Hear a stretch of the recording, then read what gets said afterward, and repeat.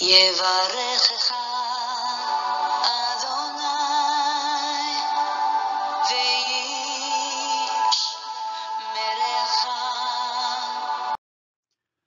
וישמרך. 바레크카 도나이 베이시메레카. 사랑하는 성도 여러분, 오늘 하루도 전지전능하신 임마누엘의 하나님께서 여러분에게 복을 주시고 여러분을 안전하게 지켜주시기를 축복합니다. 아멘. 할렐루야. 온 만물의 창조주이신 여호와 하나님, 신실하신 우리 하나님을 찬양합니다. 죄와 허물로 죽은 인생과 저주받은 만물을 구원하시고 회복하시고 재창조하시기 위하여 이 땅에 생명으로 빛으로 오신 예수 그리스도를 찬양합니다. 구원하신 자기 백성을 예수 그리스도의 장성한 분량에 이르도록 오늘도 그 속에서 열심으로 일하시며 성화의 발걸음을 이어가도록 역사해 주시는 성령님을 찬양합니다. 오늘 1.189 성경 장별 강해 오늘은 88번째 시간을 함께 하도록 하겠습니다. 출애굽기 38장 말씀, 오늘 제목의 말씀은 성막들 기구와 성막 건축에 들어간 재료의 목록이라는 제목입니다. 어제 우리 37장에서요, 이 성막 안에, 이 회막 안에 들어갈 그 재료, 그 물건들이, 기구들이 무엇이었는지 우리가 5가지를 살펴보았었죠. 제일 안에 있었던 이 언약궤에 대해서 우리가 살펴봤고요.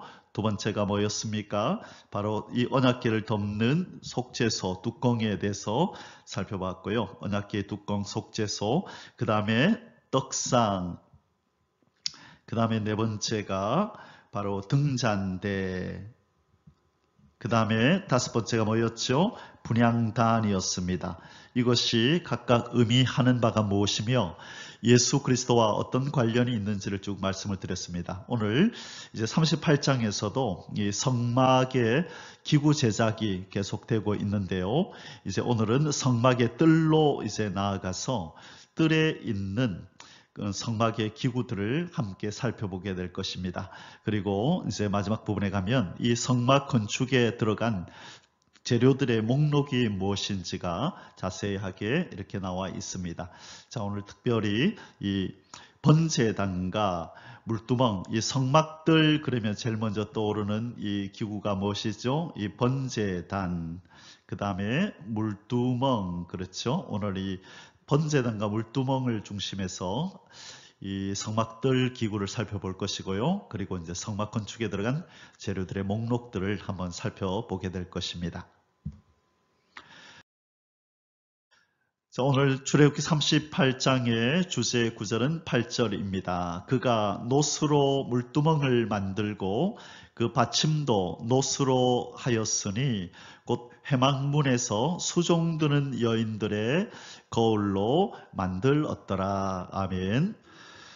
자, 여기 나오는 이 놋 물두멍을 뭘 가지고 만들었다 그러죠? 예, 놋은 구리를 의미합니다. 자, 그런데 이 구리가 어디서 나왔나요? 바로 회막문에서 수종을 드는 여인들의 거울로 바로 이 제사장들의 손과 발을 씻는 이 성결하게 만드는 바로 이 도구로 사용이 되었다는 것입니다. 이 거울은 원래 무엇이죠?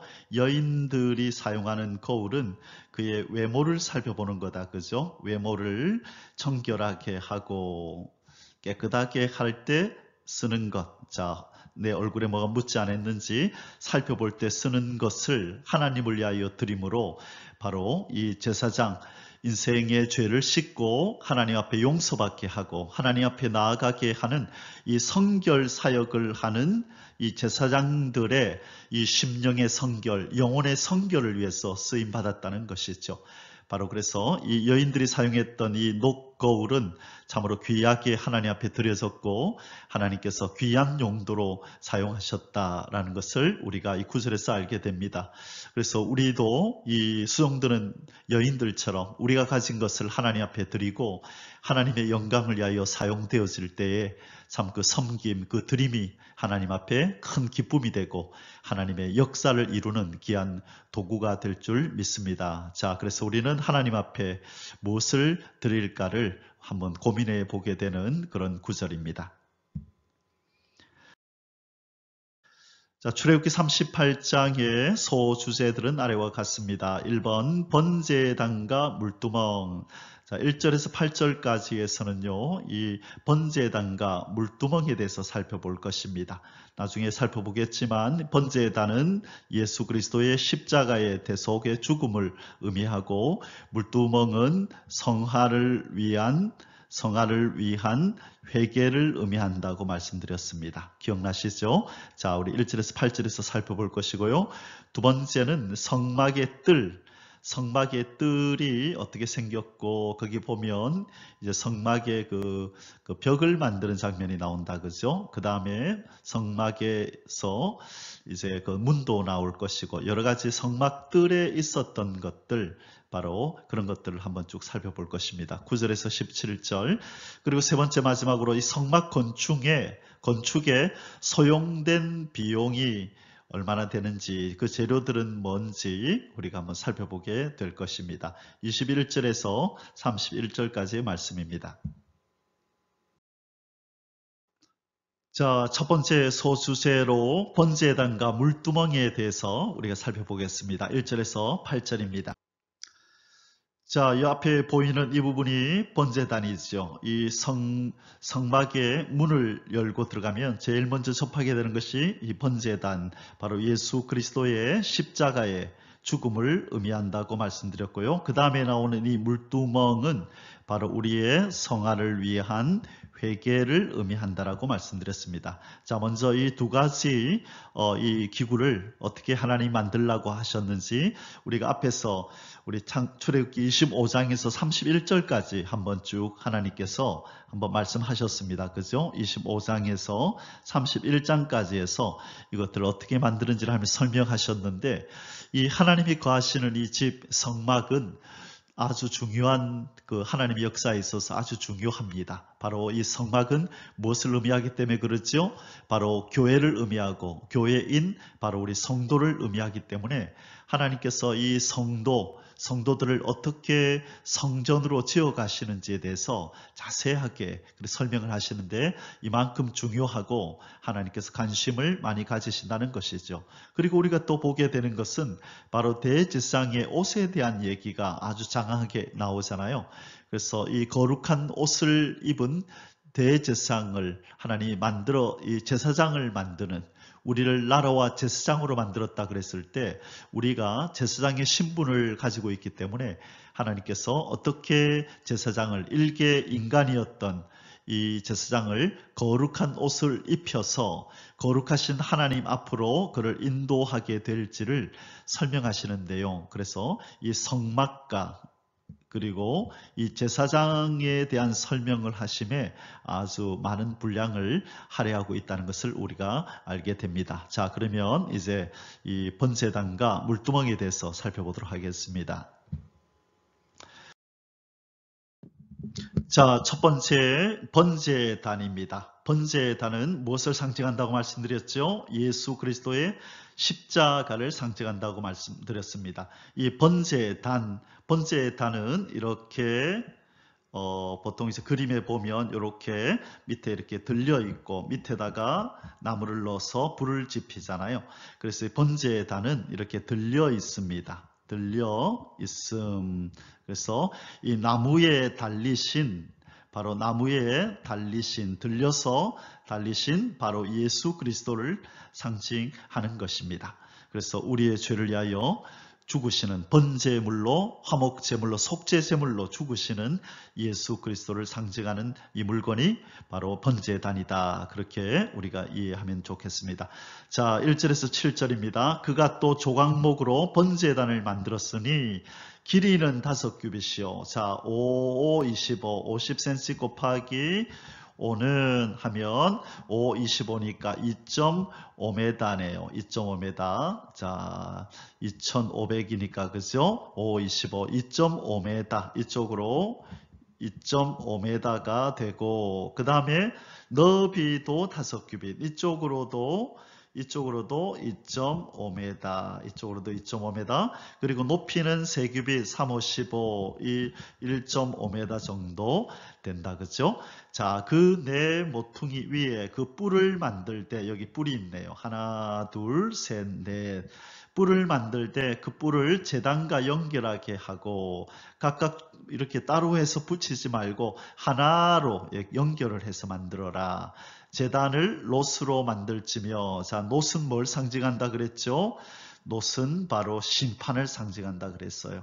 그래서 이 조각목으로 만들어진 이 틀에다가 위에 놋을 입혀서 여기에서 불을 피워서 거기서 태워서 하나님 앞에 번제물로 드릴 때에 이것은 바로 이 인간의 죄를 뒤집어 쓴 소나 염소나 양이 하나님의 심판으로 인해서 이렇게 태워지는 것을 의미한다. 그렇게 이해하면 되겠습니다.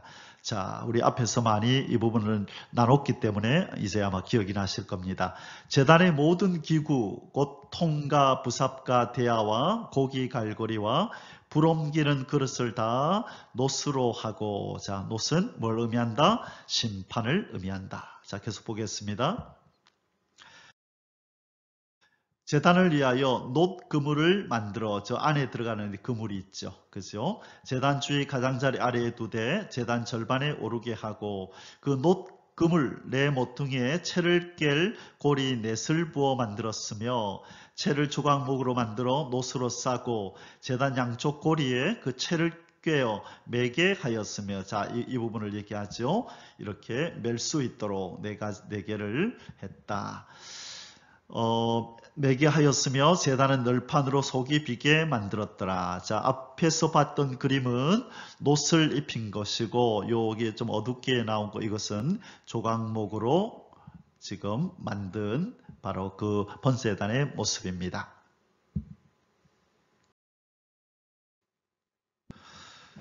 자, 이번에는 두 번째 물두멍에 대해서 살펴보겠습니다. 물두멍은 무엇을 의미한다고 말씀드렸죠? 성화를 위한 회개를 의미한다. 이렇게 제사장이 제사를 드리러 번제단으로 나아가서 이렇게 제물을 태울 때나 또 성막 안으로 들어갈 때나 손과 발을 깨끗이 씻어야 했거든요. 그것을 위해서 사용되는 물건이 물두멍이었습니다. 그가 놋으로 물두멍을 만들고 그 받침도 놋으로 하였으니 곧 회막문에서 수종드는 여인의 거울로 만들었더라. 앞부분에 우리 주제 구절에서 살펴보았습니다. 바로 여인들의 거울, 이 얼굴을 단장하는, 그렇죠? 얼굴을 깨끗게 하는 이 물건이 드려져서 이제 영혼을 깨끗게 하는 이 사명을 감당하는 이 제사장의 성결을 위해서 쓰임을 받았다 그랬어요. 영혼 성결 사역을 하는 바로 제사장의 이 거룩을 위해서 사용이 되었죠. 바로 이것은 무엇을 의미합니까? 우리의 삶이 바로 거룩하게 하시고 성결하게 하시는 대제사장이신 예수 그리스도에게 우리의 삶도 드려져야 된다는 걸 의미합니다. 대제사장 예수 그리스도의 사역이 무엇일까요? 예수님의 사역은 무슨 사역일까요? 예수님이 이 제자들의 발을 씻길 때에 베드로가 그렇게 말했죠. 예수님, 제 발을 씻기실 수 없습니다. 어떻게 예수님이 우리의 발을 씻기십니까? 할 때 예수님이 뭐라 그러셨어요? 내가 네 발을 씻기지 않으면 너는 나와 상관이 없다.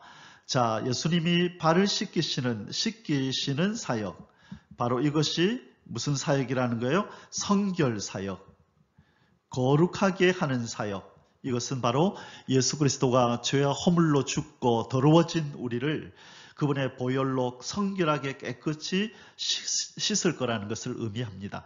그래서 구약의 이 대제사장이 바로 성결 사역을 위해서 쓰임 받았잖아요. 죄를 짓고 오는 인생들, 백성들에게 용서받게 하고 다시 거룩하게 되는 이 제사를 드리는 이 성결 사역을 위해서 구약의 제사장이 그렇게 사역했던 것처럼 우리의 신약의 대제사장이신 예수님도 바로 이 성결 사역을 위해서 이 땅에 오셨죠. 그래서 구약의 제사장의 성결 사역을 위해서 회막에서 수종드는 여인들이 자기들의 귀한 물건인 거울을 이렇게 바친 사건은 바로 우리도 예수 그리스도 대제사장의 구원 사역, 성결 사역을 위해서 우리의 삶을 드리고 우리의 물질을 들여서 이 일에 함께 협력해야 한다는 것을 보여주는 구절이라 하겠습니다. 바로 이것이 물두멍이입니다. 이 앞에 이쪽에 문이 있겠다, 그죠? 들어오면 번제단이 있고, 그리고 이쪽에 놋제단이 있다. 그리고 이쪽으로 나오면 이제 성소와 지성소로 들어가는 문이 있겠네요. 자, 이렇게 구리로 만든 물두멍. 자, 그런데 물두멍 보니까 좀 특이한 점을 발견하셨나요? 이 치수가 없습니다. 이 물두멍에는 치수가 나오지를 않습니다. 그래서 이것은 왜 하나님께서 말씀하지 않으셨을까?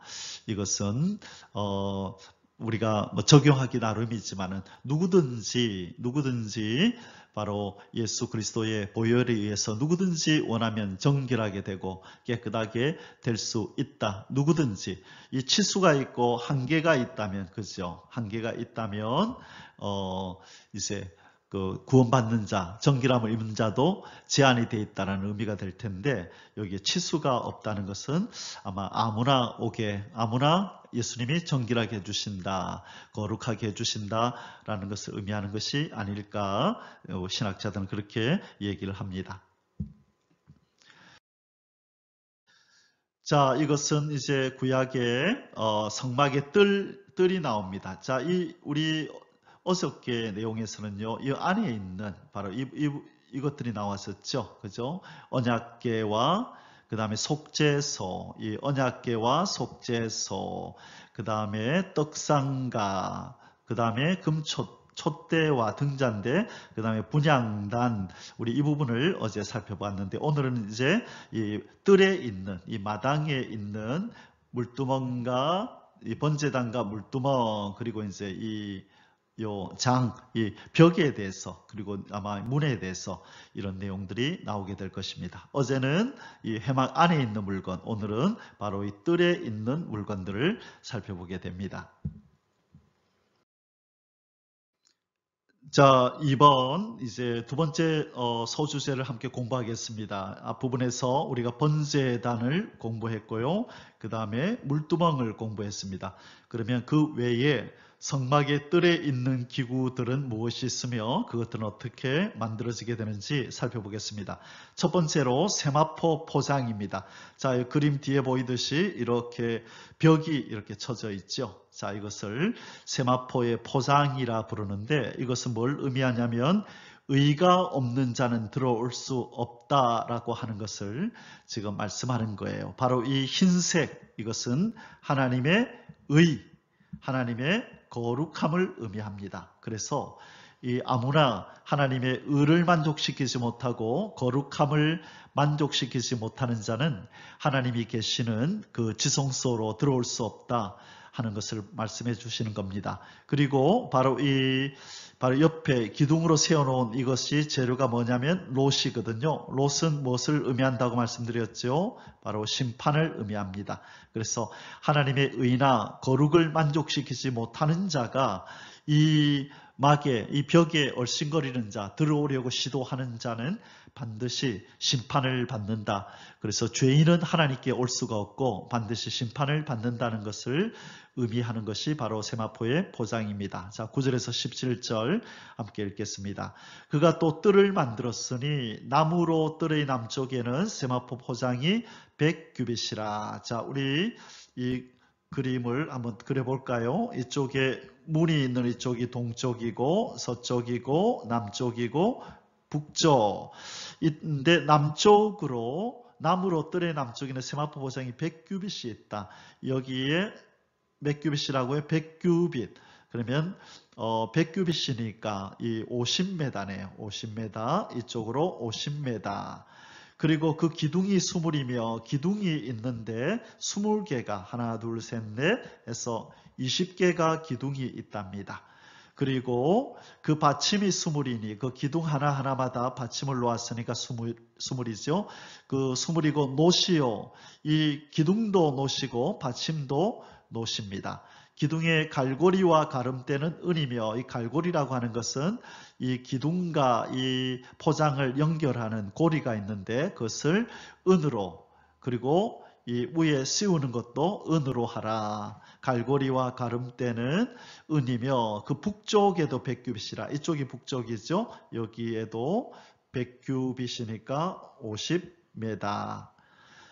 자, 북쪽에도 100규빗이라. 그 기둥이 수물이며 그 받침이 수물이니 노시오. 기둥의 갈고리와 가름대는 은이며 서쪽의 포장은 신규빗. 자, 이쪽이 서쪽이다. 그죠? 신규빗이니까 5, 25. 여기는 25m.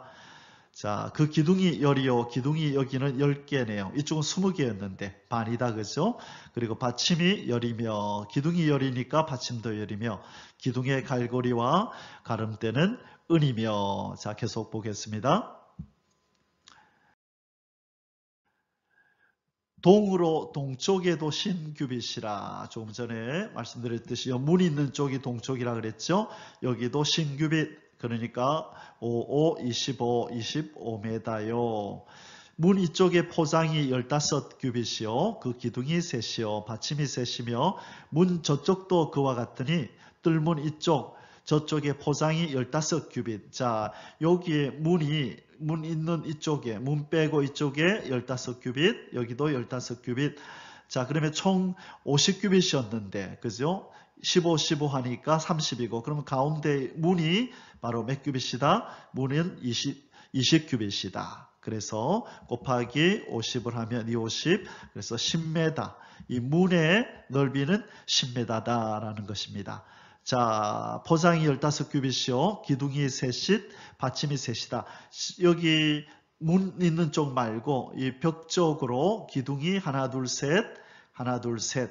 그러면 문은 이제 4개가 되겠다. 그죠? 기둥이. 그래서 총 이렇게 10개가 되는 거죠. 이쪽에는 20개, 20개, 기둥이 10개, 10개. 자, 뜰 주위의 포장은 세마포요. 기둥 받침은 노시요. 기둥의 갈고리와 가름대는 은이요. 기둥머리 싸개는 은이며 뜰의 모든 기둥에 은 가름대를 깨었으며. 자, 아멘. 자, 지금 이 포장에 대해서 말씀드렸습니다. 넓이는 얼마나 되고 또 기둥은 뭐로 세우며 하는 부분을 설명드렸습니다. 자, 이 부분이죠. 자, 그래서 여기서 중요한 것은 바로 이 흰 세마포가 뭘 의미한다고요? 이 세마포는 흰색인 것은 하나님의 거룩함, 하나님의 의로움. 그래서 이 하나님의 의로움과 거룩함을 만족시키지 못하는 자가 이곳에 접근하고 들어오려 하는 자는 이 노신, 이 심판을 받게 된다라는 것을 말씀해 주시는 것입니다. 자, 이것이 우리에게 주시는 영적 교훈입니다. 자, 이번에는 이제 뜰의 휘장문을 살펴보겠습니다. 바로 이 부분이죠. 이 부분. 자, 휘장문. 이것은 여호와 하나님께로 나아가는 유일한 문이다. 자, 사랑하는 성도 여러분, 이 50m 되고 그 다음에 25m 되는, 그죠? 이 직사각형의 성막에 이 안으로 들어가는, 하나님께서 여기 계셨다, 그죠? 지성소에. 그런데 이 하나님이 계신 곳으로 들어가기 위해서는 유일한 문, 바로 이 문을 통과해야만 된다는 것입니다. 문이 하나밖에 없다는 것이에요. 그래서 여호와 하나님께로 나아가는 유일한 문이다라는 것을 우리에게 보여주는데, 이 문은 누구를 의미하죠? 바로 예수 그리스도를 나타내고 있다, 그 뜻입니다. 18절에서 20절. 뜰의 휘장문을 청색, 자색, 홍색 실과 가늘게 꼰 배실로 수놓았으니 길이는 20규빗이요 20규빗이니까 2, 50, 10m라고 말씀드렸죠. 10m. 자, 너비와 높이는 뜰의 포장과 같이 5규빗이며 이 높이는 5, 25, 2.5m. 그래서 제 키가 한 1m 80쯤 되는데요. 이 뒤꿈치를 들어도 이 너머가 보이지 않는, 그렇게 외부 세계와 이렇게 단절을 하고 구별해 놓은 바로 이곳이 이 벽이고, 바로 유일한, 그 안으로 들어갈 수 있는 유일한 것이 바로 이 문이다라는 것입니다. 그 기둥은 넷인데, 자, 이 문에 기둥이 4개가 있고, 그 받침 넷은 노시요, 노스로 되어졌고, 그 갈고리는 은이요, 이 휘장과 이 기둥을 연결하는 갈고리가 은이고 그 머리싸개와 가름대도 은이며 성막 말뚝과 뜰 주위의 말뚝은 모두 노시더라. 심판을 상징한다고 말씀드렸습니다. 자, 그러면 문을 우리 조금 더 가까이 가서 한번 보도록 하겠습니다. 자, 이것이 바로 그 성막의 유일한 문인 바로 이 10m나 되는 넓이가 10m나 되는 이 넓은 문을 우리가 가까이서 본 것입니다. 자, 이 문 그러면 어떤 구절들이 떠오르십니까? 나는 바로 양의 문이다라고 말씀하셨던 요한복음 10장 7절의 말씀. 그렇죠? 나는 양의 문이니 나로 말미암지 않고는 이제 아버지께로 올 자가 없다라고 하시는 바로 유일한 문, 유일한 길 되시는 요한복음 14장 이제 6절에서도 그 말씀하셨죠. 내가 곧 길이요 진리요 생명이다. 그 말씀이 나오는데 원어에 보면 그냥 길, 진리, 생명이 아니라 내가 바로 그 길이요, 그 진리요, 그 생명이다. 바로 유일한 그 길, 바로 예수님은 유일한 그 길이라는 거예요. 그 길 하나밖에 없다는 것이죠. 그래서 이 성막에 하나님께 저 지성소에 계시는 여호와 하나님께로 가기 위해서는 반드시 이 문을 통과해야만 한다라는 것을 분명히 말씀해 주시는 게 바로 성막에는 문이 하나밖에 없다. 어느 쪽이었죠? 동쪽에. 그렇죠. 그래서 사도행전 4장 12절에 보면 다른 이로서는 구원을 얻을 수 없나니 천하 인간의 구원을 얻을 만한 다른 이름을 준 적이 없다. 예수라는 이름밖에는 천하 인간의 구원을 얻을 만한 다른 이름을 준 적이 없다. 오직 예수라는 이름밖에 준 적이 없다. 그래서 요한복음 10장 7절, 요한복음 14장 6절, 그리고 사도행전 4장 12절이 바로 유일한 문인 예수 그리스도, 바로 이 성막의 이 문이 상징하는 예수님을 의미하는 것입니다.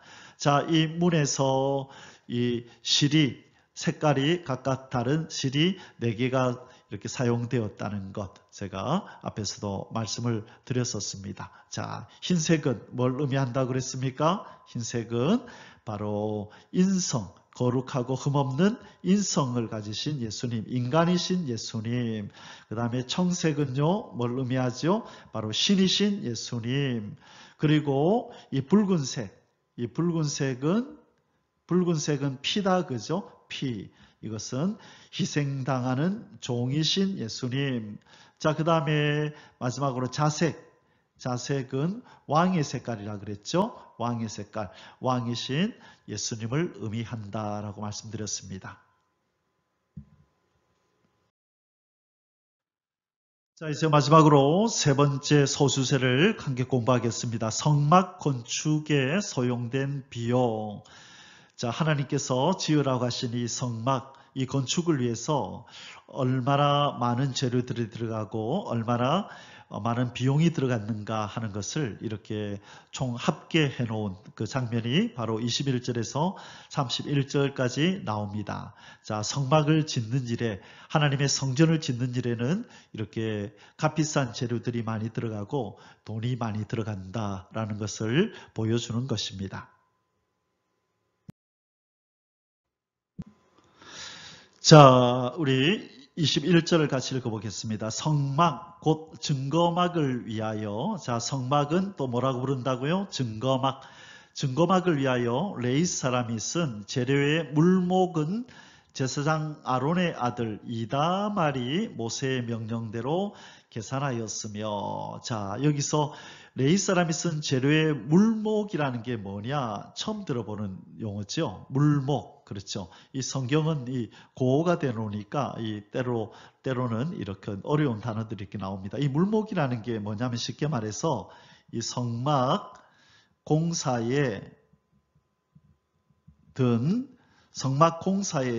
이 물자의 명세서 어떤 것들이 들었으며 그것들의 가격은 얼마나 된다라고 하는 것을 이렇게 집계해 놓은 거예요. 자, 이것을 이제 누구한테 시켰냐면 모세가 바로 제사장 아론의 아들 이다말에게, 이다말 이 모세의 아들이죠. 아론의 아들이죠.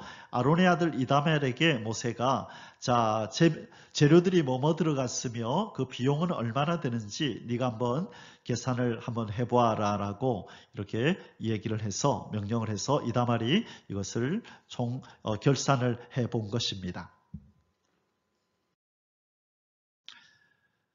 자, 이번 여호와 하나님의 명령대로 순종한 부살렐과 오홀리압. 자, 성막 건축 그러면 제일 먼저 거명되는 이름이 바로 이 두 사람의 이름이죠. 누구와 누구라고요? 부살렐과 오홀리압. 하나님이 달란트를 주신 이 달란트가 있던 이 두 사람을 하나님이 부르셔서 거기에다가 여호와의 신을 부어서 지혜와 총명도 주시고 여러 가지 아주 섬세한 이 작업을 할 수 있도록 그 손에 기술도 주셨다고 하나님께서 말씀하셨습니다. 자, 22절에서 23절 읽어보겠습니다. 유다 지파 훌의 손자요 우리의 아들인 부살렐은 여호와께서 모세에게 명령하신 모든 것을 만들었고 자, 빠짐없이 모든 것을 다 만들었답니다. 이것은 자기의 달란트도 발휘가 되었지만 무엇보다 하나님의 영으로 함께 해주셨기 때문임을 성경은 말씀합니다. 자, 두 번째 사람이 단지파 아이사막의 아들 오홀리압이 그와 함께 하였으니 오홀리압은 재능이 있어서 조각하며 청색, 자색, 홍색 실과 가는 배실로 수놓은 자들아. 자, 수를 잘 놓나 봐요. 이 또 조수격인 이 오홀리압. 그래서 하나님의 일은 자, 이 부살렐과 오홀리압뿐만 아니라 이 물품을 주고받고 그죠? 그 가격이 얼마나 드는지 이 명세서를 만든 바로 이다말 이 아론의 아들 이다말도 여기에 일조를 했죠. 자, 그리고 또 이 일에 누가 동참했었나요? 바로 지혜로운 자들, 마음이 지혜로운 자, 그리고 또 누구요? 마음에 자원하는 자도 일에 동참을 했죠. 그래서 뿐만 아니라 또 이 재료들을 위해서 백성들이 다 자기 가지고 있는 것들 다 이렇게 가지고 왔잖아요. 그래서 하나님의 집을 건축하는 일에는 이스라엘 백성 모든 사람이 함께 동참했다라고 우리는 그렇게 이해할 수 있겠습니다. 자, 그러면 이 성막 건축 비용으로 총 얼마나 들어갔는지 우리가 한번 성경을 한번 보도록 하겠습니다. 3번 성막 건축 비용의 총 합계 24절에서 31절. 성막 건축 비용으로 드린 금, 은, 성소의 세겔로 29달란트와 730세겔이며 계수된 회중이 드린 은은 성소의 세겔로 100달란트와 1775세겔이니 계수된 자가 20세 이상으로 60만 3,550명인 즉 성소의 세겔로 각 사람에게 은 한 배가 곧 반 세겔씩이라. 아멘. 일단 여기까지 잠시 볼까요? 자, 현대 이 가격으로 환산을 하면 얼마나 되는지 그것은 잘 알 수는 없어요. 정확하게. 그러나 이 신학자들은 이것이 참 어마어마한 너무나 많은 참으로 비싼 그런 가치를 가지고 있다라고 얘기를 합니다. 그래서 여러분이 자세하게 살펴보시고 싶으면 이 부분을 또 유튜브로 다른 영상에서 찾아보시면 되겠습니다. 하여튼 비용이 많이 들었다. 어마어마하게 돈이 많이 들어갔다라는 것을 우리가 기억하고요. 특별히 여기서 우리 한 가지 좀 짚고 넘어갈 것은 뭐냐면 이 일에 동참한 20세 이상으로 된 사람이 몇 명이냐면 60만 3,550명인 즉, 자, 얼마나 된다고요? 60만 3,550명. 자, 그래서 아마 이 20세 이상으로 인구 조사를 했을 때 60만 명이라고, 남자만 60만 명이라 그랬잖아요. 그죠? 그때 이 출애굽할 때 그 인구가 그랬다 그랬는데 지금 한 1년이 지났습니다. 1년이 지났는데 이렇게 하나님 앞에 성막 건축을 위해서 이렇게 예물을 드린 사람이 이 개수된 사람이 바로 20세 이상으로 60만 3,550명인 즉 성소의 세겔로 각 사람에게 은 한 배가 곧 반 세겔씩이라. 그래서 하나님께서 얼마나 큰 은혜를 베푸셔서 이 많은 사람들이 이렇게 보존이 되게 하셨는지. 자, 그래서 아마 이 한 가정에 적어도 한 사람씩이 이 일에 동참해서 한 60만 가정 이상 되는 이스라엘 백성들이 다 성막 건축에 동참했다라고 그 힌트를 주는 구절이 바로 이 부분입니다. 20세 이상 된 이 사람이 이렇게 많았다고 하는 것은 바로 하나님이 은혜로 이들을 보존하고 지키셨다는 것을 의미하는 겁니다. 자, 27절 마저 읽겠습니다. 은 100달란트로 성소의 받침과 희장문의 기둥 받침을 모두 100개를 부어 만들었으니 각 받침마다 한 달란트씩 모두 100달란트요. 자, 얼마나 많이 드렸든지 하나님 이제 충분하여서, 그죠? 이 성막을 짓는 사람들이 와서 모세에게 제발 좀 그만 좀 가져오라고 좀 전해주세요. 우리가 공사를 못하겠습니다. 자꾸 공사 중인데, 건축 중인데 와서 자꾸 물건을 받으라 하니 우리가 일을 못하겠습니다. 이제 좀 그만 가져오게 해주세요 라고 했었죠. 이처럼 하나님의 성전은 모든 하나님의 백성들이 자원해서 기쁜 마음으로 동참했다라는 것을 보여주고, 그들이 낸 이 예물의 그 가격이 어마어마했다라는 것 우리가 기억하면 좋겠습니다.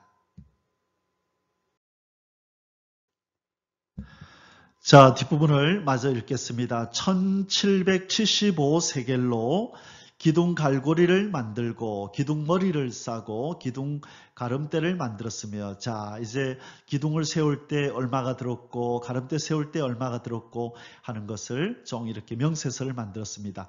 드린 놋은 70달란트와 2400세겔이라. 이것으로 회막문 기둥 받침과 놋 제단과 놋 그물과 제단의 모든 기구를 만들었으며, 뜰 주위의 기둥 받침과 그 휘장문의 기둥 받침이며 성막의 모든 말뚝과 뜰 주위의 모든 말뚝을 만들었더라. 아멘.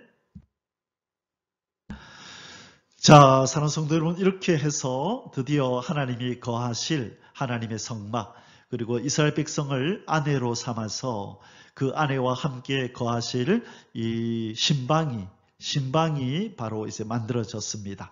이제 이스라엘 백성들 가운데 하나님이 이들과 함께 거하시면서 동고동락하시고 이들을 또 인도해 가시고 보호하시고 또 대적과 싸워주시는 하나님의 역사가 이제 본격적으로 나타나게 될 것입니다. 자, 이 많은 기구들을 이제 많은 돈을 들여서 만들었다, 그죠? 그래서 참, 이 금으로 입히고 또 나무로 다듬고 하는 이 모든 일이 사람의 힘으로 할 수 없지만 이 애굽에서 430년 동안 종살이만 했던 그들이 이걸 어떻게 지을 수 있었을까 우리가 생각이 들고, 어떻게 이렇게 많은 돈을 들여서 지을 수 있었을까 생각이 들지만, 이 모든 것 우리가 앞에서 살펴보았듯이 하나님께서 달란트 가진 사람들을 미리 준비하셨고, 또 이 사람들이 애굽에서 사는 동안에 또 이 비슷한 업종에 아마 일도 했었을 거예요. 그래서 기술을 습득했었고, 이들이 나올 때에 또 애굽의 이 국민들이 재물과 예물을 주었고, 또 아마 이들도 또 자체적으로 자기들이 가지고 있는 예물들이 있었을 것입니다. 그래서 이 모든 것을 합력해서 하나님의 집을 짓는 일에 이들이 다 그렇게 헌신하고 봉사하며 내놓았다는 것입니다.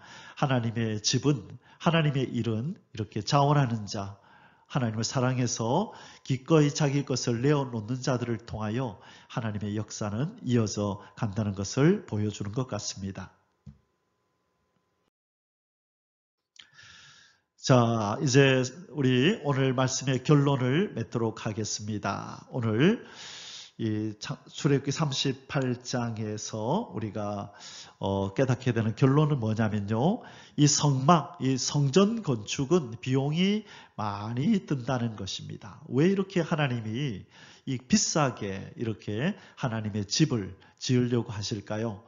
제가 말씀드렸듯이 바로 인생들을 하나님의 성전으로 만들기 위하여 바로 치르시는 비용을 말씀한다는 거예요. 먼저는 이 성전이신 예수 그리스도가 이렇게 값비싼 분이고 귀한 분이고 존귀한 분이라는 것을 1차적으로 보여주면서 동시에 우리를 제사장 삼으시잖아요. 동시에 우리를 성전 삼으시려고 한다 그랬잖아요. 그게 말씀이 어디 있었나요? 고린도전서 3장 16절과 고린도전서 6장 19절에서 20절에 보면 우리를 성전 삼으셨다 그랬고, 그리고 베드로전서 2장에 보면 우리를 제사장 삼았다 그랬죠. 그래서 출애굽기에는 성전과 제사장에 대한 얘기가 많이 나오는데, 이 성전을 짓는데도 비용이 많이 들고 제사장의 거룩한 옷을 만들 때도 귀한 보석들이 많이 들어가죠. 이처럼 하나님은 자기의 제사장, 백성, 그리고 성전 삼을 이 성도를 만드는 일에 값을 지불하신다는 거예요. 얼마 정도의 값이었죠? 바로 독생자의 생명, 예수 그리스도의 생명을 지불해서 바로 성전인 우리를 만들고 제사장인 우리의 거룩한 옷을 입히신다는 것을 보여준다는 것입니다. 고린도전서 3장 16절에 너희는 너희가 하나님의 성전인 것과 하나님의 성령이 너희 안에 계시는 것을 알지 못하느냐. 우리를 뭐라고 불러요? 성전이라고 부른대요. 대충 지으실까요? 아니요. 값비싸게, 귀하게 하나님이 계획한 바대로 우리를 지어가실 것을 말씀하시는 것입니다. 자, 에베소서 2장 20절과 22절에도 보면요, 우리가 주님을 머리로 한 성전임을 말씀합니다. 너희는 사도들과 선지자들의 터위에 세우심을 입은 자라. 그리스도 예수께서 친히 모퉁이 돌이 되셨느니라.